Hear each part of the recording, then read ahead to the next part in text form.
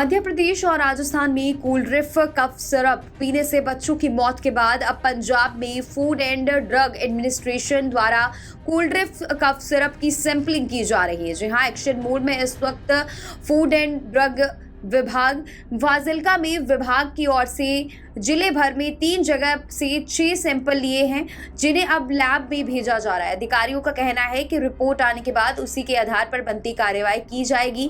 जानकारी देते हुए फाजिल्का के फूड एंड ड्रग एडमिनिस्ट्रेशन विभाग के अधिकारी की ओर से बताया गया कि विभाग इस वक्त लगातार एक्शन मोड में है। उन्होंने बताया कि फाजिल्का में अब विभाग कोल्ड्रिफ कफ सिरप की सैंपलिंग कर रहा है। हाल ही में उनकी ओर से फाजिल्का जिले में और अबोहर से 3 जगह से 6 सैंपल लिए गए हैं, जिन्हें खर्रड़ लैब में टेस्टिंग के लिए भेजा गया है और जैसे ही रिपोर्ट्स आएंगी उसके साथ ही बनती कार्रवाई की जाएगी। फिलहाल आप भी डालिए इस पूरे मामले पर एक नज़र। हाँ जी, सानू गवर्नमेंट ऑफ पंजाब वालों इंस्ट्रक्शन आई सी कि ਜਿਹੜਾ कि कोल्ड्रिफ कफ सिरप के सैंपल फेल हुए हैं, ਉਹਦੀ ਲਗਾਤਾਰਤਾ ਵਿੱਚ कफ सिरप के सैंपल लिੱਤੇ ਗਏ। ਅਸੀਂ पूरे ਜ਼ਿਲ੍ਹੇ ਵਿੱਚ ਅਸੀਂ 6 ਸੈਂਪਲਿੰਗ ਕੀਤੀ ਹੋਈ ਹੈ, जबकि जिन्हें जो 2-4 तुसी 4 फाजिल्का तो लिੱਤੇ ਆ ਤੇ 2 ਅਬੋਹਰ ਤੋਂ।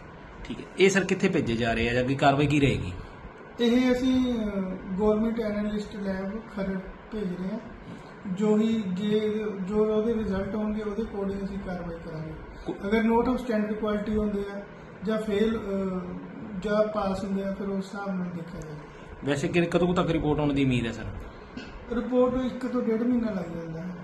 ਅਸੀਂ ਪੂਰੇ ਚੈੱਕ ਕਰ ਰਹੇ ਹਾਂ ਦੀਵਾਲੀ